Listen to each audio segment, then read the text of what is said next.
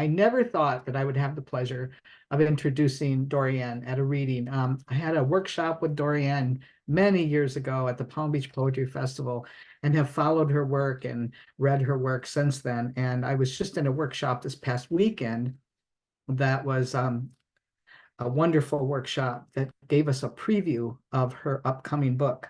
So I want to tell you a little bit about her as I introduce her, and I will also put links in the chat as in between poems. Dorianne is a Pulitzer Prize finalist. Her most recent collection is Life on Earth, published by W.W. Norton this year. She's also the author of Only as the Day is Long, New and Selected, which was the Pulitzer Prize nominated book, The Book of Men, which was winner of the Patterson Poetry Prize, and Facts About the Moon, which won the Oregon Book Award. A textbook is forthcoming in 2024, Finger Exercises for Poets.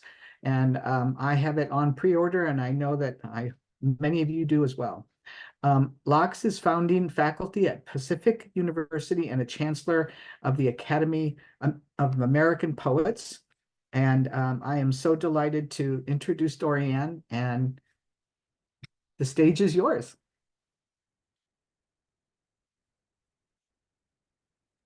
Thank you. I had to find my mute button. I had muted myself. So for those of you who haven't seen the wonderful cover of this book, I mean, we were talking about it earlier and how great it is. Some of you have already seen the cover of my book with that beautiful little baby on the cover. I do want to read from the book, but because Earl, who we call Earl the Pearl, read his poem about Matthew Shepard, I thought I'd read mine that came about because of something called Bout Rhymes, BOUT-RIMES, and it's a form like a sonnet, but you're given the end words, you're given the words that you're going to rhyme with. So mine were June, moon, come on, stressed, obsessed, snake's cake, moot, butte, garbo play, hobo day, rhinestone, and cologne. Those were the words that I was given. But I had just watched the Laramie Project on television, and so I couldn't stop thinking about it. So this poem ended up being called For Matthew Shepard. Here they are again, the bright bugs of June, flittering the evening away. Sun-stressed struts holding up the barbed wire fence. The moon wandering dangerously, half dark, obsessed, an abscess spilled into the deep holes snakes have dug into the spiked hills. What is moot? The question of love. Figurines on a cake don't care about gender, stuck on a butte of icing, gable, garbo, garbo. Any part an actor can play. Oh, Shakespeare didn't care if a hobo wore a dress, a crown, as long as the day was long, lovely. Each word a cut rhinestone, each touch, kiss, a dab of perfume, cologne. So I'm going to go ahead and read what seems logical, which is the first poem in the book, which I was advised is called a proem because it's separate from the book. But I used an epigraph for the book from Mary Ruffley, who shared the Pulitzer finalist position with me. There are only 2 finalists and 1 winner. So this is Mary Ruffley, who says, I began writing because I had made friends with the dead. They had written to me in their books about life on Earth. And I wanted to write back and say, yes, house, bridge, river, hair, no, maybe, never, forever. It's like that quote was tailor-made from my book. And the first poem is called In Any Event. And the book is dedicated to us, all of us. In any event, if we are fractured like stars, bred to shine in every direction, through any dimension, billions of years, since and hence. I shall not lament the human, not yet. There is something more to come. Our hearts a gold mine, not yet plumbed, an uncharted sea. Nothing is gone forever. If we came from dust and will return to dust, then we can find our way into anything. What we are capable of is not yet known, and I praise us now in advance. And so this is the first poem in the book. My new and selected ended with a collection of 20 new poems, which were all poems from my mother who had died a few years earlier. And I thought, good, that's done. I can stop writing about my mother, right, Earl? And of course, I wrote more poems about my mother. I had always written poems about my mother. She's my muse. And so death wasn't going to interfere with that.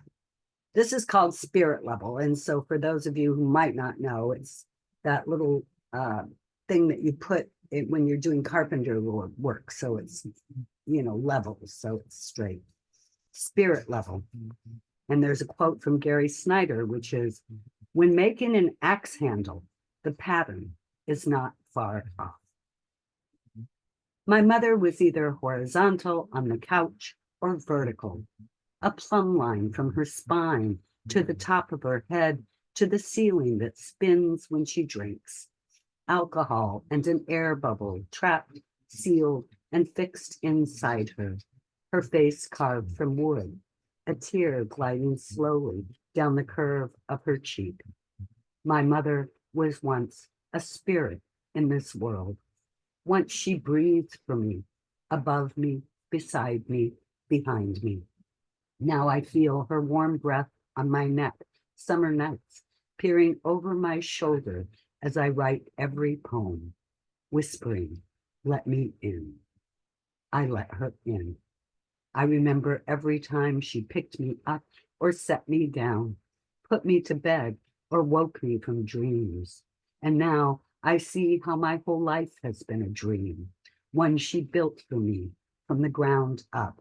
Her daughter, my mother, the axe, beautiful tool with which she shaped me.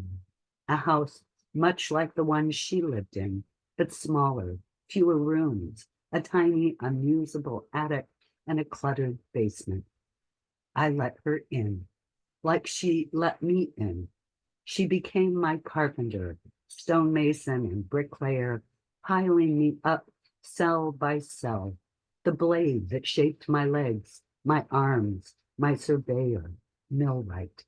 She used herself as a template, her genes tough, her organs elastic, her eyes and nose and forehead and mouth. And when her body, from which my body was made, was slipped into the hot retort, I burned too. She refused the beveled casket, the oiled mahogany box, last drawer for the dead, wanted only the fury of fire, the blue-white flames unmaking her with their licking tongues. House her grandmother built, and her grandmother before her, all of them giving what they had been given.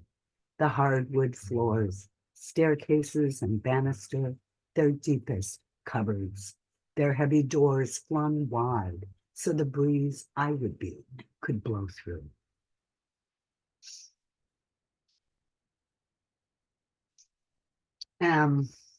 This book was written during the time of the pandemic, so I, of course, got a pandemic poem, Earl.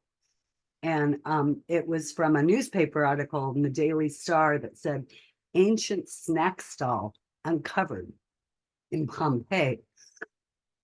And Pompeii was a fascination of mine when I was a child. I had childcraft books. And there was one chapter on Pompeii with all these photographs of the bodies that were encased in ash. And I was always just really in love with that. And so this was my chance to write a poem about Pompeii. Even in 79 AD, people loved street food. All the young Romans flocking around the sizzling terracotta pots, the stalls frescoed with chickens and hanging ducks, hot drinks served in ceramic two-handled pateras filled with warm wine and spices. Their sandaled feet glimmered as they milled around, waving hellos, smudging one another's cheeks with kisses, murmuring gossip, complaining about the crazy rise in the price of wheat, soups and stews, skewered meats, stacks of flatbread, honey cakes, and candy made with figs. They sprawled on the steps or sat near a neighbor's open door, stood under a blur of windows, someone playing a lyre, barefoot children singing the ode of Horace, just like New York before the pandemic, before the many retreated and retired to their living rooms to watch the news on a loop, alone with a cat or dog, the furries stay against the nothing, nothing of loneliness, their dreams a passport to fear. I used to see the excavated people of Pompeii, frozen in time, caught curled in sleep or kneeling, a couple fucking, though there was one of a possible father propped in what looks like an easy chair, a mother bouncing a child on her lap, as if they decided in their final moments to be happy, to go into the afterlife covered in ash, buried alive by joy.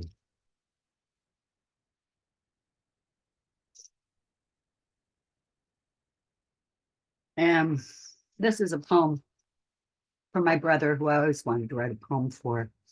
And he died when I was around 12 years old. He was overseas in the service and was hit by a car. It was a hit and run on a rainy night while he was changing a tire. And it's called Winter Brother. These nights I walk up and look, these nights I walk out and look up at Orion, my winter brother, spellbound each time I trace him to wholeness from the star on his right shoulder to the star on his left, down to form his torso, lower down his little skirt. I know his right hand holds a club, but I replace it with two splayed arrows pointing up.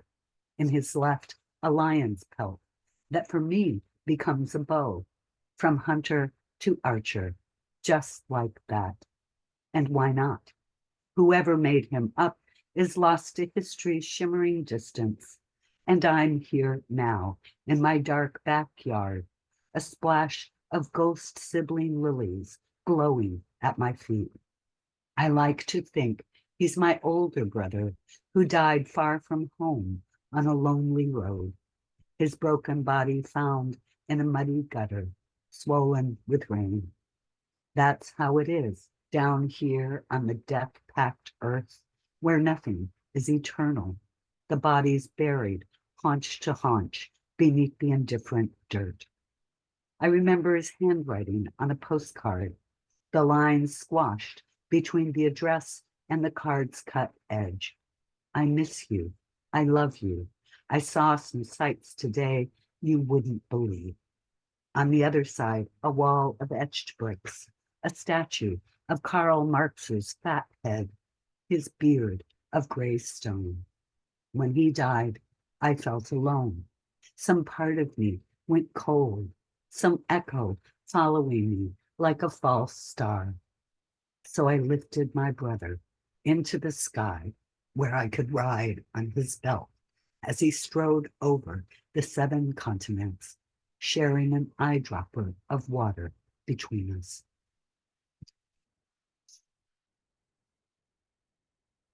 And so another poem about my mother. And when I have an audience that's of younger people, I have to explain to them what a Singer sewing machine is, because they just don't know. And they're very amazed at the fact that we all had little factories in our own living rooms and made our own clothes, you know. And so this is for my mother. It's called Singer. If I could go back to the living room window of my childhood house, look again through the pane, it would be a telescope lens through which I might see the first woman I ever met, my mother, at her sewing machine, rewinding the bobbin, little spool with holes like an old movie reel, our tiny lives spun inside of. I might see her long piano fingers touch the balance wheel, the throat plate, the presser bar, one bare foot working the treadle, her heel revealing only the first 3 letters in black latticed metal, sin. My mother was what some called a sinful woman, divorced, pregnant without a husband, a baby boy given up for adoption, remarried, another baby born of another man, a one-night stand while her husband was away at war. She drank too much, thought too much, laughed with her head thrown back, danced with anyone. Too pretty, too brainy, too tall, her black hair a snare that hooked men in. But right now, she's fully visible, stretching the fabric for a kitchen curtain, a child's dress, swatches she salvaged from the deep sale bins, using the selvage for a hem, thereby cutting her handiwork by half. The black-oiled mechanism banging out dress after dress, tablecloths and runners, nothing she couldn't cobble together from the waste of others. She was a very particular, peculiar mother, and by now you can see why we loved her. She was a lit fuse in the rain. She turned from her work and set those same fingers on the piano keys and pulled music through the air. Making something from nothing was what she was good at. Love, children, pants and skirts to dress them in, a table covered with cherries on which the beautiful food appeared, roses from her front yard garden in an old cracked vase, her long arms around our shoulders saying, sit still, eat, try not to spill anything. And how long do we have here? Another, what, 10 minutes? 5 Yes. minutes? And this is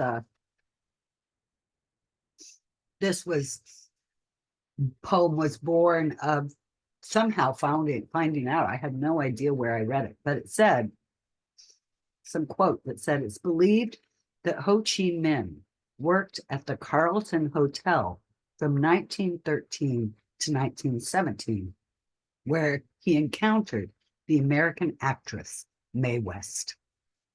So, of course, you have to know who Mae West is as well as Ho Chi Minh, but there are many quotes from both of them throughout the poem, and they're actual quotes.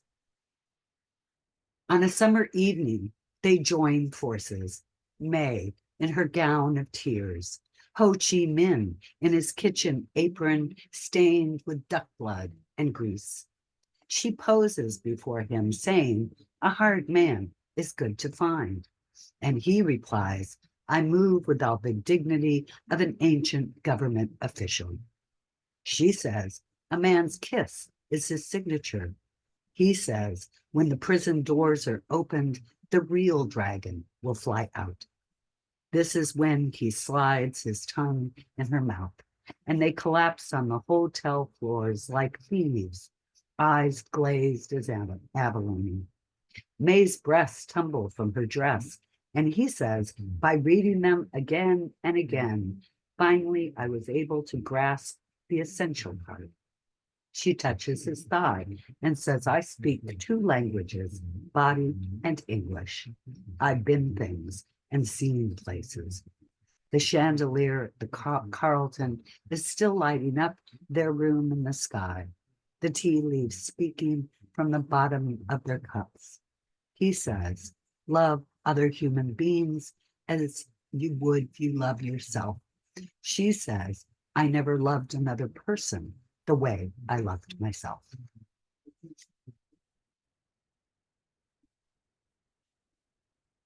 So this one brings in Marilyn Monroe, and it's I have the poem Life on Earth, which I'll end with soon, but this is called Another Year on Earth. Another butt in the ashtray, another ordinary night. But this time I unbolt the door and walk out under it. The moon's breast full and milky, her light chiseling the new crop of sunflowers, their crisp yellow collars turned earthward, their seedy eyes closed while the bees sleep. I lean against a tree, fix my eyes on one bright star, maybe Venus, goddess of love and beauty, one of her days longer than a year. She's aging so gracefully, 4,503 billion years old, and she doesn't look a day over an eon. Maybe it's because she has no moons to tie her down, like Jupiter and Saturn, who look haggard and careworn. Jupiter, with deep stretch marks and crow's feet. Saturn, surrounded by the wreckage of her life. But Venus floats alone in her tabernacle of space, watching TV while she lifts weights like a pro on her living room floor, her red beauty mark enhancing her still kissable lips. Once somebody said, I dare you, and I did, jumped off the bluff into deep sea waters. I was a teenager, dumb as they come. And when the undertow pulled me under and spit me against the rocks, I was sure I had completed my last spectacular act on Earth. But the boys dove in and hauled me out so I could get as old as I am now, almost 70, staring up at Venus in my backyard, wearing nothing but a thin nightgown, the warm summer air lifting it up like Marilyn Monroe's skirt, revealing my pocked and lunar thighs. I actually have another poem about Miss Marilyn too. It's called Wild Horses and has a quote from the Rolling Stones. I watched you suffer a dull, aching pain. Mustangs were bred for stamina, little knock-kneed engines. In the Misfits, they were bred for dog food.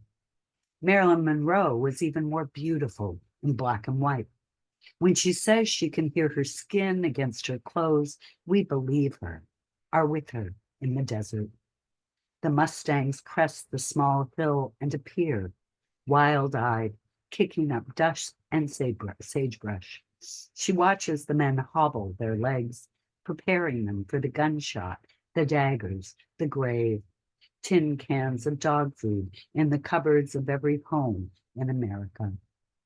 Their liquid eyes ageless, their big hearts peeling like cold bronze bells. This is one roll, not centered around her breasts, her chest cut open, nails in her heart. Not a joke, not a paradise for fantasy. It was her final movie. They found her at home, face down, holding on to a phone.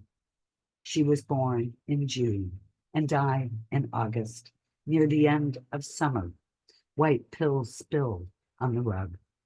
She always said she liked to sleep.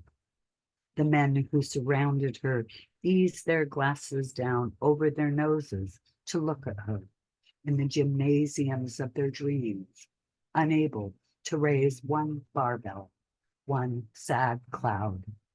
Suddenly tired of their own excuses, one held her feet, one held her shoulders, and they lifted her up. So is that about it for the time? You can read as much as you want. Well, we want to also have time for other things. I'll read this one because it's funny, a little bit, kind of. It's called The Smallest Park in America, which there really is the smallest park in America in Oregon, you know, and it's dedicated to a poet. The smallest park in America is dedicated to a poet. Maybe 5 people can stand up in it, which is enough warm bodies for most poetry readings. Most poetry readings are given at dusk, the darkest part of twilight, a poetic word if there ever was one. The time right before Orion rises in the east, a time when all 5 poets look up and sing their verses to his belt. There is always a vase of just cut flowers dying in a narrow vase upon a skinny, wobbly lectern. A squat glass of water some poets replace with vodka, maybe a splash of bitters. Their poems are peeled in layers like onion skins, and someone always cries mineral tears that fall onto patches of grass below from which a staircase grows, winding into a spiral in the crowns of trees above, dislodging hazelnuts everyone then cracks with their poet-loving teeth, grinding down the mealy meat. After many long distances and a boatload of words, the poetry reading ends, first to silence, then to quiet applause, at which point someone bends down and unlatches the shin-high gate, and they parade out the door made of any weather and into the dark hallways of the evenings to search for their cars. They stand for a moment under the stars, remembering what it was like to be held gently in a lion's open mouth. So this is, I'll read one more and then I'll read Life on Earth. This is called Peach. I kneel to the ground fall peach, its russet belly, its honey streaks, touch its new tough skin, run my thumb along its deep, sexy cleft. I pluck another from a low branch, tug it down into captivity like an animal caught in a bramble, scooped into my arms that open to return it to the wild field of my cutting board, where I lift the knife, slice around the stony pit, its purple edges bleeding into the gold flesh in a starburst, like a star becoming into silence. Minuscule pulse of living light from this distance has been making itself over and over from the fire within it, like the sound hole of a violin that welcomes any dark music. To think we can eat a sunset, convicted as we are to the mud of this earth, knees dark with dirt, hands sticky with essence. To think I too am here in this cleft body, a being split into parts and seamed back together, swollen with desire, hungry for the sun. And then this is the title poem called Life on Earth. The odds are we should never have been born, not one of us, not 1 in 400 trillion to be exact, only one among the 250 million released in a flood of semen that glides like a glassy limousine filled with tadpoles of possible people, one of whom may or may not be you, a being made of water and blood, a creature with eyeballs and limbs that end in fists, a you with all your particular perfumes, the chords of your sinewy legs singing as they form, your organs humming and buzzing with new life, moonbeams lighting up your brain's gray coils, the exquisite hills of your face. the human toy your mother longs for, your father yearns to hold, the unmistakable you who will take your first breath, your first step, bang a copper pot with a wooden spoon, trace the lichen growing on a boulder you climb to see the wild expanse of a field, the one whose heart will yield to the yellow forsythia, named after William Forsythe, not the American actor with piercing blue eyes, but the Scottish botanist who discovered the buttery bells on a Highland hillside, blooming to beat the band, zigzagging down an unknown Scottish slope. And those are only a few of the things you will one day know, slowly chipping away at your ignorance and doubt. You who are born from ashes and will return to ash. When you think you might be through with this body and soul, look down at an anthill or up at the stars. Remember your gambler chances, the bounty of good luck you were born for. Thank you. Thank you so much, Dorianne. You've done us such an honor to be here tonight and to share your work. There's just no words to describe it. The work is itself and speaks for itself. So thank you. Everybody, if you would like to unmute, please. And let's give a round of applause that's audible to both of our readers, Dorianne and me. Thank you all for coming.